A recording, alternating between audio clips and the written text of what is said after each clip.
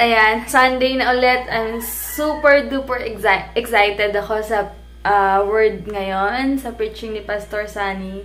Super excited ako. Gusto ko, ma-refresh ulit yung mind ko, everything, as in.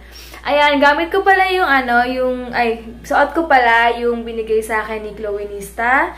Mamaya mag-OOTD ako. Ayan. Tapos, yun lang. And lipstick ko ngayon is from Revlon. Ayan. Siyempre, contour. Hindi pwedeng hindi mag-contour. Sige guys, ang breakfast namin ngayon is yung pizza na kahapong natira. Actually, kagabi nakain na namin 3 pieces. Kay Heinz, 2 sa akin, isa kagabi bago matulog.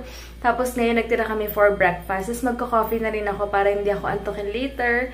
Tapos hindi pala kami gagala mamaya after church. After grocery ng konti, tatakbo si Heinz or di ko alam kung kasama ako. Depende pa kung hindi ako tatamarin. Pero kasi 3 times kami mag-gym sunod-sunod ngayong itong linggong to. Kaya siguro mamaya pahinga ako. Alam niyo yung ganong feeling. Napakasipag lang talaga kasi ni Heinz. Hindi ko siya mapigilan na huwag tumakbo pag Sunday. Pero hinahayaan ko lang kasi kailangan niya pa mag-lose ng konting weight. Kasi meron pa siyang chan-chan. So, para pag sa Palawan, ready na. And, hi sa inyo lahat! Kamusta kayo? Sobrang sarap gumising today. Ang saya-saya lang. Super good vibes lang. Kaya nagpapasalamat ako sa feeling na ganito kasi super priceless kapag gigising ka na ang gaan-gaan ng feeling. Alam niyo yun. Basta ang saya-saya lang. Sige guys, prepare muna ako, buyoy. Prepare muna ako ng coffee, tsaka initin ko yung pizza. Yan. Hello guys, patapos na kumain and nagka-coffee kami. Coffee. Happy daw siya kasi nagka-coffee na ulit ako. Kasi nag-stop ako mag-coffee kasi ayoko rin ayoko na uminom ng coffee na empty yung stomach ko. So, yun lang. Pero nanibago ako dito sa coffee na naman na to dahil coffee namin 3-in-1. So, ang panibago lang. Bakit? Eh, inihin po kayo sa work yung mga sa work niya kasi na-addict sa coffee, mga brewed nga. Ngayon ko dyan. Roasted. Freshly roasted. Super sarap daw, no? Sarap. Nakapaibago dito. But, yeah. Ngayon mo, Nino, pag gano'n na po roasted brewed na. Di pag kasi coffee drinker ka na, talagang alam mo na yung lasa ng masarap na kape. Hagay. Natagpuan ko siya sa feeling ng Kape King at ABS-CBN. Thank you so much. The Loop. The Loop. At meron din sa cafeteria. Sige, kaya mo lang. With matching Spanish bread from Pantoja, Hopia, and Pandikoko. Nagkakaedad na talaga sa mga tinatinapay. Ganun pala totoo yun, pag tumatanda ka. Katulad ako, nahihilig na ako sa mga bulalo. Dahil dati ayoko talaga kumain ng mga bulalo. Pero na-appreciate ko yung bulalo ni Mama kahapon. Sarap. Tapos may toyo, kalamansi, na may sili. Ayan, parang off-shoulder pala tong damit na to. Wala lang ko ano naiisip, no? Ang tawag dito, may isa pang binigay sa akin. Ano ba yan? may isa pang binigay sa super hyper to. May isa pang binigay sa akin si Sis Abby na damit. Kaya lang medyo masikip siya. Kaya ginawa ko, yung likod niya, ginawa kong harap. Buti na lang hindi halata kasi yung likod niya parang pa-ekis siya. Tapos, basta next time kasuotin ko yun, tignan niya baliktad, pero sana hindi halata. Pero since hindi naman niya nahalata, next time ko na yun isusuot pag hindi kami uuwi agad. Pagagala pa, kasi sayang naman. Sige guys, later lang, super init ngayon. Iba yung init. Kaka-receive ko lang ng PM ni Sis Ninya. Sorry, Kuya Ryan. Hi sa'yo! Ikaw ba talaga nakalimutan namin i-shoutout kahapon? Hi, Kuya Ryan! Kuya Ryan! Kamusta? Sorry, Kuya Ryan. Alam mo naman kami, biglaan din yung shoutout kahapon. Tapos ewan ko ba, ba't ikaw pa talaga nakalimutan? But hi sa'yo! Babawi kami next week pag nagkita kami ni Mama. Huwag ka mag-alala. And ingat lagi sa pagpasok sa work and pahinga-pahinga. Okay? And syempre time kay Ninya. Yan nakakapi ko si Kuya Ryan. Sige Kuya and Sis Ninya. Ang sarap po. Ang saya na nagbabike sila oh. Yan, racing bike yan. Di yan mountain bike. Kasi manipis. Ang saya lang. Kaya lang mahal kasi yung mga bike na ganyan eh. Next time. Ano, ang saya-saya lang bonding pag ganyan, no? Wala lang. Diyan na kami ngayon sa ano. Baka ano, Malabang or ikot-ikot lang dyan. Galing nyo. Yan, nakisama yung stoplight dito. Nakasama yung stoplight. You're so cute. Ay, ito pa yung bag ko. Huwag na. Hayaan mo na 4G ako. Madadelay lang yung vlog ko ngayon, guys. No! No! No! Naskata ka? Habulin ko na sana. Ang saya niyo, nagka-cardio lang siya mag-isa doon, no? Yung lalaki. Feeling ko may event sila dito, mga, ano ba, nagka-taekwondo? Mga karatista. Ay, bagong bukas pala. Ay, kakabukas na ulit. Tingin ka? Sige. Dito na lang after church, ano natin? Yes, yan yung uso ngayon. Dami ng tao, grabe. Ang galing, bukas na yung rob dito. 3rd floor. Dami ng tao.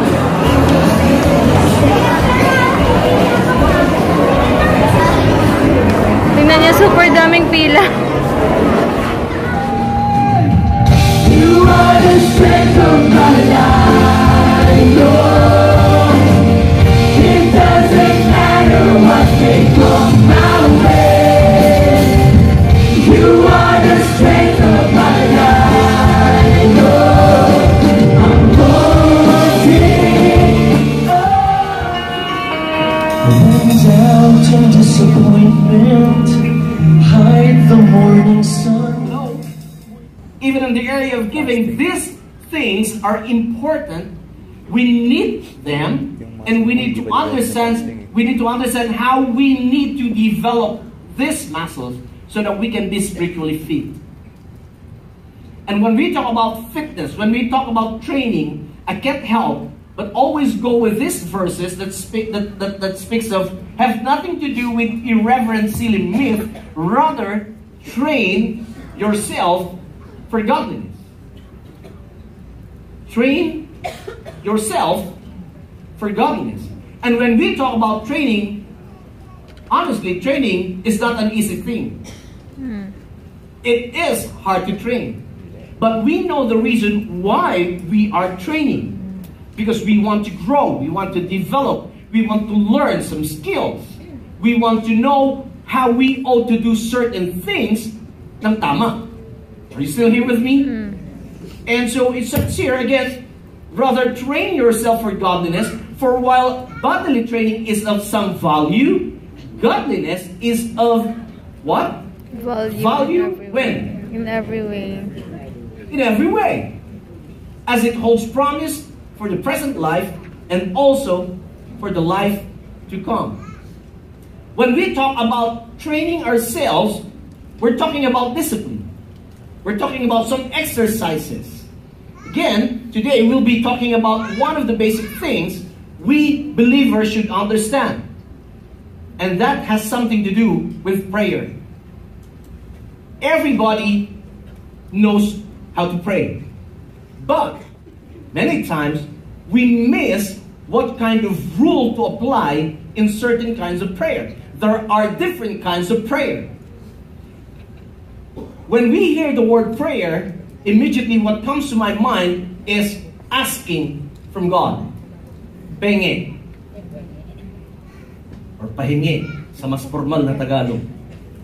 Every time we talk about prayer, it's always, God, I need this, I want this, would you kindly give this to me? But let me submit to you, you cannot apply the rules of volleyball when you want to play basketball. Same thing in prayer. When we pray, we usually do general prayers. Even when we pray, we need to be specific. And oftentimes when we pray general prayer. God bless me. And God is asking, what blessing do you want from me? God heal me. From where? God, I need money. How much? There are certain rules that we need to know, that we need to apply. Now, I'm not going to teach you all the different rules about different prayers, but somehow I'd like to just scratch the surface on prayer, some basic things that we need to consider so that our prayers will be effective. many Christians would stop praying simply because their prayers were not answered. They become disappointed. They become frustrated. They become discouraged. And so instead of praying, they would ask somebody to pray for them. You know what? Honestly, every time we pray for your prayer requests, almost every week, it's the same issue. Finances, health, healing, promotions, and so on and so forth. We could just, if we could just record all our prayers and say, God, the prayer of this person is the same as what he had prayed last week. So let me just say, let it be done just like what he wanted last week. And so to some, they stop praying, they get frustrated because their prayers are not answered. And so hopefully, today, as we would scratch and learn from how David did his prayer and what was in the mind and in the heart of David, when he prays, I hope that we can get things from that. Whether we would admit it or not, many times when we pray, we do all the talking. And once we reach that phrase, in Jesus' name, we're gone. I also agree and believe that one of the possible reasons why we miss the answers to our prayers is because right after we pray, God wants to speak to us, but we're gone. We feel like, God, we have said our part, then go have it your way, Lord. Come on, do it, Lord. You can do it, God. No, it doesn't work that way. Now, for sure, when we read the Word of God, God speaks to us. But when we pray, we speak to God. But also in prayer, after prayer, there are times that we just have to be silent and start hearing from God. That's where God will start to reveal His heart to us towards the thing that we're praying for. Are you following me?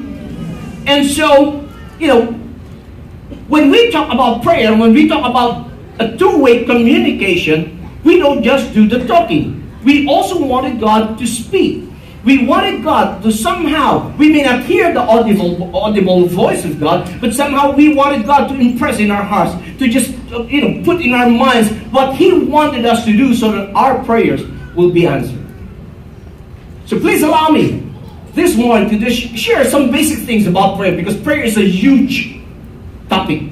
It will take us probably months or years to exhaust on the area of prayer. But let's learn from David. And David thinks his prayer is based on his relationship with God. Now, this is what he said. I love you, Lord, my strength. He started his prayer not with a penge, not with a give me this God and give me that God, but he started adoring the Lord. I remember when I was just in prayer, we go directly to the penge. Now, I'm not telling you that you should not ask. Of course we should ask. James even said, we do not have because we do not ask. But there are also times, James said, we ask, but still we don't have. Why? Because we ask with the wrong motive. And so there are certain things that we have to consider every time we pray. But my point is this. Our prayer is based on our relationship with God. It is hard to ask from somebody whom you do not know. Could you imagine if I'm preaching here right now, then all of a sudden probably a young boy would come here on stage and say, Papa, would you kindly buy me these things? I know what would go through in your mind. Kala ko 4 lang ang anak ni Pastor. Alam ko, malaki na. Bakit biglang may bata pa? Are you hearing me? There are some, I agree that there are some people who are good at asking from somebody even if they don't know them. But in reality, especially us Filipinos, it's hard to ask from somebody whom we do not know. It's the same thing. It's hard to pray if we do not know to whom we pray for. David prayed out of his relationship with God. And the scripture is our Father in heaven. He started with what? Basing on our relationship with God. Every human being is created by God, but not everyone is a child of God. Are you hearing me? I have 4 grown-up boys. He is your heavenly Father. Jesus says, if you, earthly father, knows how to give good gifts to your children, how much more will your heavenly Father give you good gift if you ask Him? I don't know about you, but well, some of you knew my stories. It's important for us to have that relationship with our Heavenly Father. Unless we're established with the truth that we are related to our Heavenly Father, then it will be hard for us to pray. How should I remind this? Well, Jesus said, for those who have accepted and believed on Him, He gave them the right to become children of God. Anytime. Thank God you don't have to go here to pray. You don't have to wait for the breaking room to pray. Anywhere, everywhere, anytime, every time, we can always pray. I love my prayer room. Every time I'm seated on my throne, nobody disturbs me. I'm just there all alone with my Heavenly Father. Are you hearing me? Another one, it says, for those who are led by the Spirit of God, they are what? Again? The sons of God. The Father. And how you communicate with your friends. Yeah, we give respect to our Heavenly Father, but you can talk to Him in a conversational way. You don't even have to change your voice. You don't even have to use flowery words. Just speak your heart out. I'm not saying you tell God your problem, because the Bible says even before you ask, He knows it. Don't tell God your problem. Tell God the solution from His Word. Amen. If you tell God, I don't have money, and God would just say, yeah, I know, it's obvious. God, the doctor said that my sickness won't really, it won't change, it will even worsen. Yeah, I think so, the way you look, yeah. I mean, in prayer, you don't tell God your situation. He knows it. But He wanted to hear from us if we know His promises. Sing here. I love how Pastor Francis knows that He is our Heavenly Father. If we know that we have this relationship with our Heavenly Father, you can always depend on God. I mean, regardless of what my dad did before, we depended on Him when it comes to provision. We depended on Him when it comes to protection. My earthly dad. Now, same thing, much more with our Heavenly Father. We can depend on Him. And we can only depend on somebody, again, if we know that somebody. Look at this. He said, the Lord is my rock and my fortress, my deliverer, my God, my rock in whom I... David knew his God. He was saying, he was declaring, he was even using it as a praise and worship to God, declaring His character, the way he knew his God. Declaring all these things. Have you ever heard of prayers like, all those religious cliches that every time they pray, oh, Father God, Lord, I thank you, Father God, oh, Lord Jesus, praise you, Lord, hallelujah, glory to God, in Jesus' name. What did you pray? I don't know, I think you just prayed. I know. When David, he declared, God, you are my rock and my fortress. You know what? That signifies stability and security. And it is as if you're telling God, I don't know about others, but I just know my security is in you. Never be moved. Why? Because God, you are my rock. You are my fortress. A place of refuge. When we need protection, when we need, comfort somehow, we don't run away from God. We run towards God. If we know that we have a relationship with God, and that we can depend on Him, let us not make prayer the last resort in our lives.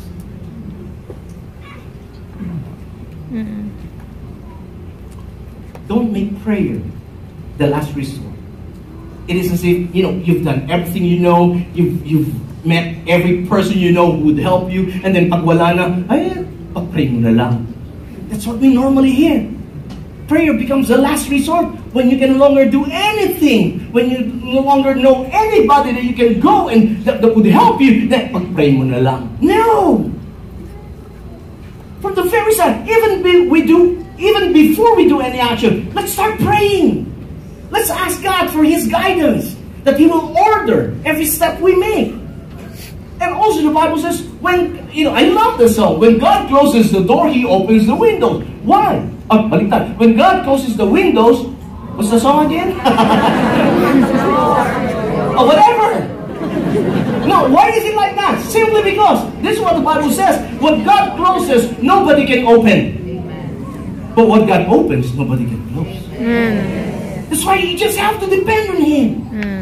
Even if your prayers are not answered. Hello? Don't get mad at God. Even if He allowed certain things to take place in your life na ayaw mo, don't get mad at Him. He knows the whole picture, the overall picture. And at the end of the day, it will be beautiful. Because that's what He said. He makes all things beautiful, not in our time, but in His time. But see, look what David did. What did he do? He said, but David strengthened himself in the Lord, his God. In some translations, David encouraged himself in the Lord, his God. I know, I agree with you. We all need encouragement. We all need to be tapped at the back. Trust me, many times, instead of people tapping at the back, they would just give you a big, big slap. Correct. When the time comes and nobody taps you on the back, I want you to face the mirror and tap your back. And say, Sonny, you can do it. God is still with you. Regardless if your friends would forsake you, as long as God is with you, you are still on the winning side. Yes. Correct. Amen. And that's why He encouraged Himself. Pwede na siya magalit sa mga mighty men. Ba't ako sisisihin nyo? Di ba? How many of you have experienced that? Me. May nangyari kasi kung sinisi. Correct. Relate much. But David, what he did, because he knew his God, he depended on his God. He encouraged himself. And this is what I love next. And David said to Abiathar the priest, the son of Ahimelech, bring me the ephod. Now, what's an ephod? An ephod is actually what they use when they seek God's will, when they seek God's guidance. You know, they would use that. They would take that ephod. So Abiathar brought the ephod to David, and David what? Inquired of the Lord. Meaning, he prayed. He sought God. Lord, what do you want us to do? Would you like us to go after them? I mean, again, David and his mighty warriors can do that, even without prayer. But did they do that? No. They still waited for God. They sought God. They prayed to God. Why? They depended. They depended. If I'm going to paraphrase this, I would say it this way.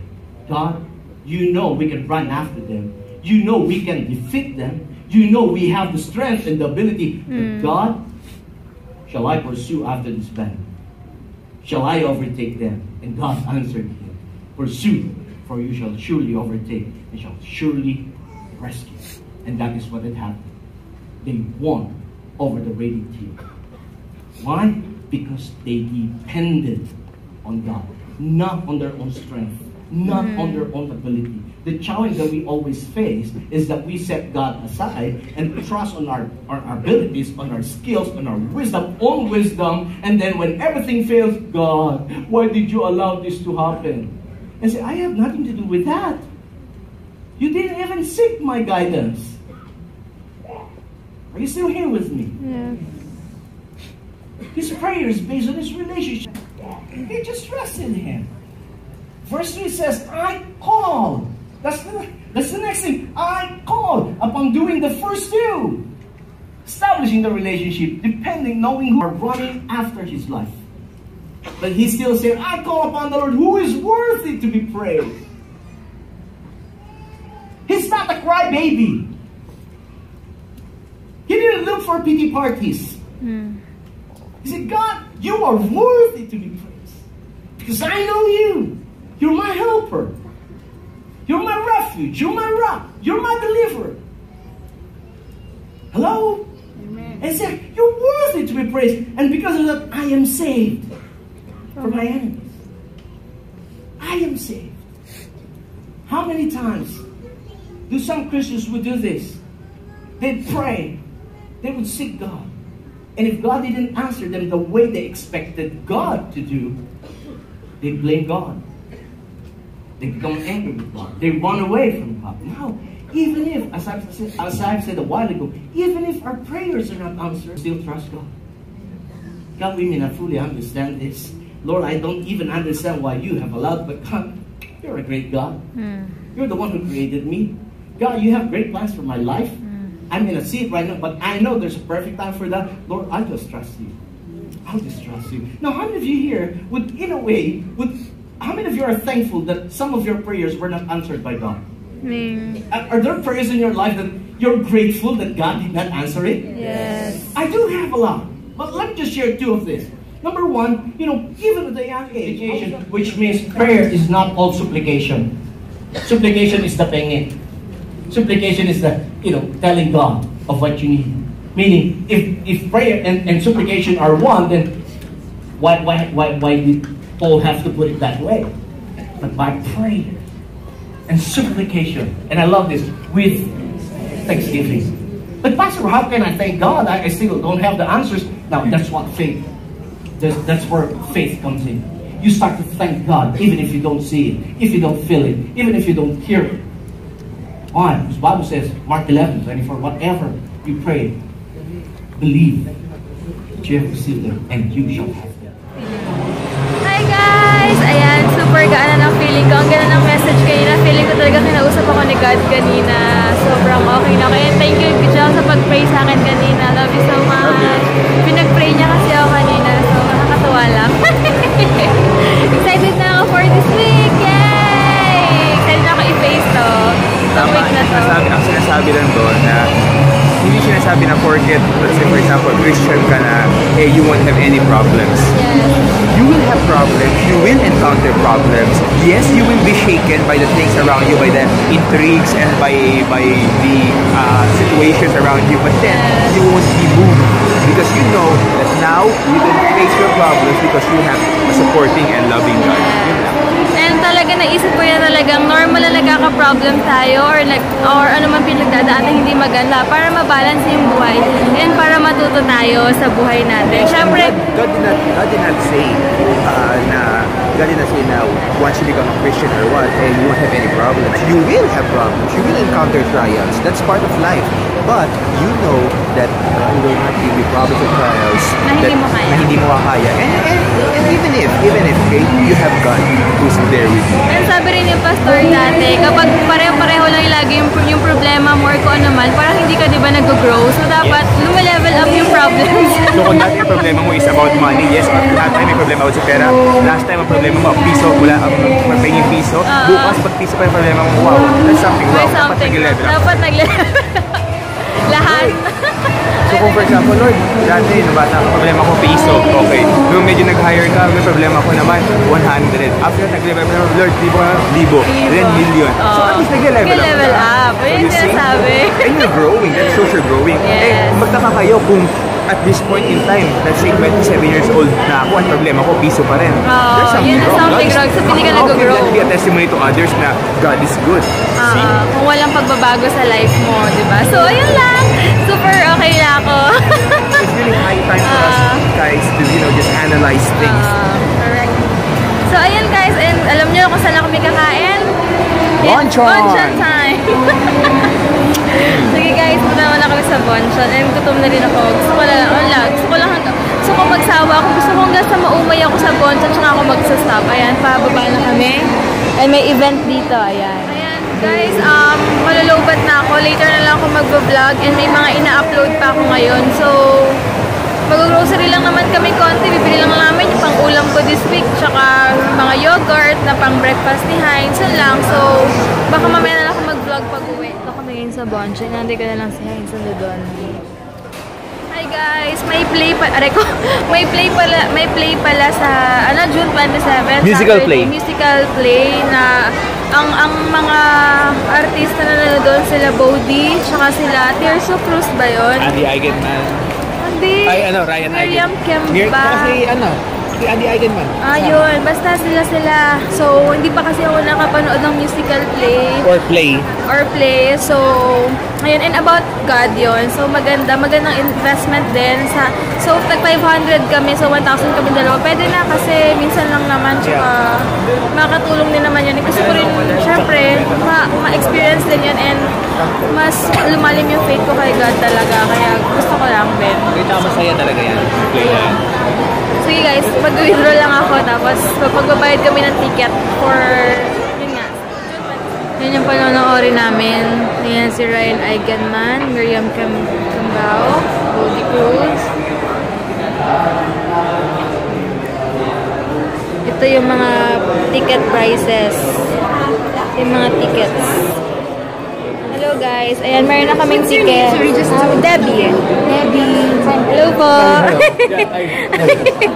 Ayan. Santos. Oo nga eh. Wait lang. Bumili lang kami. Ayan. May free picture pa kay Mr. Tirsu.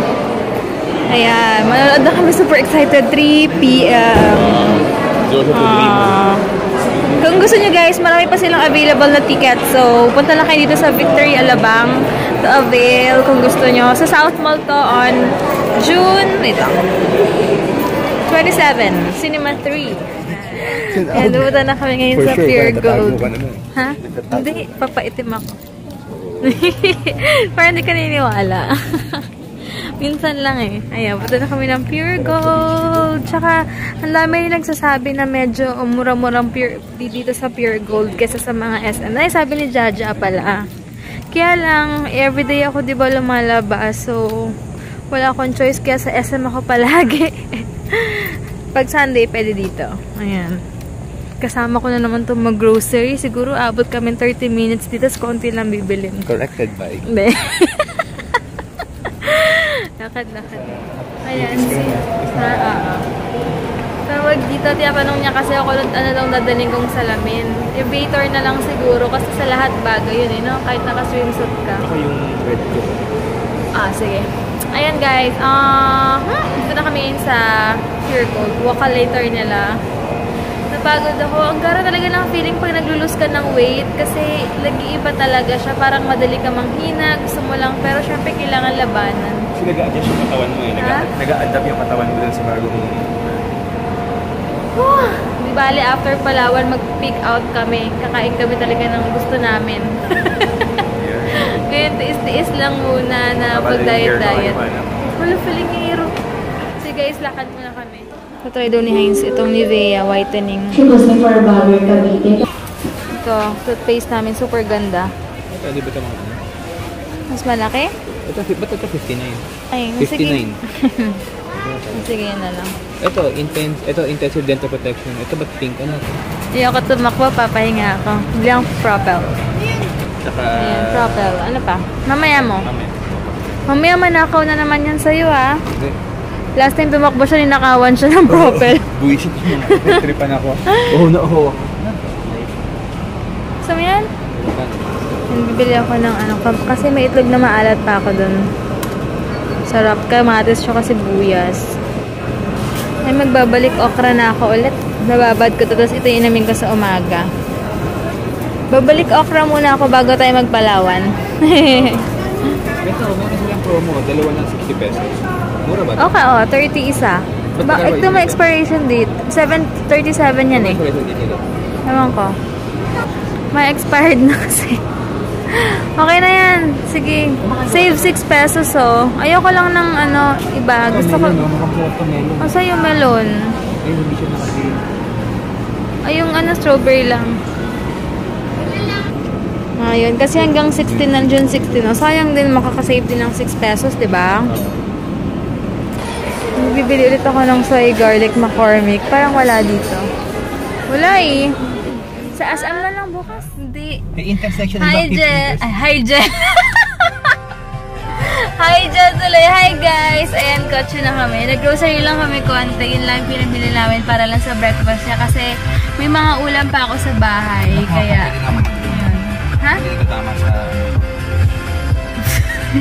Yung ko ba, di na daming art sa buhay niya. Ayan, kaka-upload na ng video ko. Anong vlog namin kahapon, finally. Grabe, super init. Ang sakit-sakit ng upuan namin. Kaloka. Check daw niya kung okay pa sa kanya. Hindi tumitikwas? Ha? Hindi siya tumitikwas eh. May haba ng hair mo. Parang linulusaw yung makeup ko. Nakakainis. Tapos, may sabihin ako guys, nakalimutan ko. Ano naman ako, makakalimutin. But, super duper thank you sa mga ano, sa mga nakalimutan ko i-shout out. Bawi ako next time. O kaya, Basta mag-comment lang kayo yung mga gusto magpa-shoutout sa comment box lang para if ever na magkaroon kami ng shoutout, babasahin ko na lang sa comment box. Tapos, meron na naman akong Ask Debbie sa Instagram ko tsaka Facebook Debbie Hines Vlogs. Tapos sa Instagram, Debbie Y. Santos. Pwede pa kayo humabol, pwede pa kayo magtanong anything you want, guys. Basta, nasagutin ko yan this week. Ha? Nakikisabay na naman to. Super gwapo. Hindi siya nakatikwas, no? Ayun yung sabag. Ba't lahat na sa bag ko? Ha? Tanong kaya kita, ba't lahat ng makeup na sa gamit ko? Ganyan. So magtanungan tayo? Salbahe ka. Ang tawag dito. Yun nga yung nakakatawa, nasa Starbucks kami, diba? Sa picture ko lang ata na na kwento kasi nainis ako dito minsan pag alam niyang nag-edit ako ng vlog, ganyan. Tapos makikisabay siya. Sasabihin niya sa akin, Angel, tignan mo to yung video, yung basta istorbohin niya ako. Ngayon, siya naman yung super busy ginawa ko. Kinakalabit-kalabit ko siya. Sabi ko, tignan mo, Jello. Sa itsura niya, nakasimangot na inis. Sabi ko, alam mo na yung feeling pag ginaganyan mo, iniistorbo mo ako. Minsan, pinaparamdam ko rin sa kanya ko yung pinaiinisan ko na mababaw lang para alam na rin yung pakiramdam, di ba? Para next time aware na siya. Ayun lang. Ayan, medyo go na dito. Inaantay lang namin sila mag-give ng way. Ang bibilis nila. Ayan, and yun nga, tip ko lang din sa mga magjojowa, ang jowa talaga, or sa mga mag-asawa na, alam niyo yun. Ang maganda rin sa aming dalawa kasi hindi kami nagkukonsentihan mag-asawa. Pag alam ko minsan, maling-mali na siya or may nakasabi siya, nako-comment siya. Pansin mo ba yun? Pag may nako-comment siya hindi maganda, sinasabihan ko na, okay, tama na, yaan mo na, ganyan. Dapat hindi lagi yung pag-porket asawa mo, kukonsentihin mo na siya. Alam niyo yun? Dapat ha? Oo.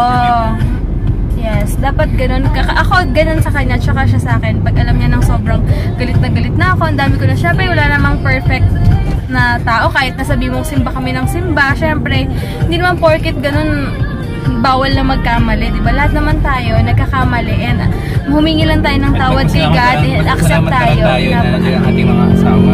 Para i-correct tayo siya. Mag-correct sa atin. Kaya ang mga asawa yan eh. Kaya kayo mag-asawa kasi, hindi lang kayo partner in crime. Talagang dapat magtutulungan din kayo. So, yun lang yung masasabi ko, yun yung tip ko, tsaka para rin naman sa atin. In general yan guys ha, in general. So, yun lang, naisip ko lang i-share sa inyo na dapat isa rin yung sa nagpapatibay ng samahan nyo kasi dapat nagko-correctan kayo sa isa't isa. Hindi yung porket asawa mo, one-sided ka na or kukonsintihin mo na yung maling ginagawa niya. So, ayun lang. Yan yung tip for the day. Dapat marunong kayo magsalita, hindi pwede yung maiksidila. Ganun ba yan? Hindi pwede yung pag-check sa asawa tapos umurong yung dila. Dapat be brave. Dapat, oo. Kasi para rin sa inyo yun, sa pagsasamahan nyo rin yun. Isa rin yun sa nagpapatibay ng relasyon. Wala na, sasakay na. Alis na tayo. Zapote! Yun lang guys. Sige, kasi marami nag-PPM din sa akin ng hingi ng tips paano ba yung ganito, ganyan. So minsan kapag naaalala ko, sinisingit ko talaga sa vlog ko. So pasensya na ako, minsan nakakalimutan ko. Ano na naman ako makakalimutan, pero sana nasasagot ko yung mga tanong niya. As much as possible talaga, sinasagot ko yung mga questions. Basta naaalala ko lang.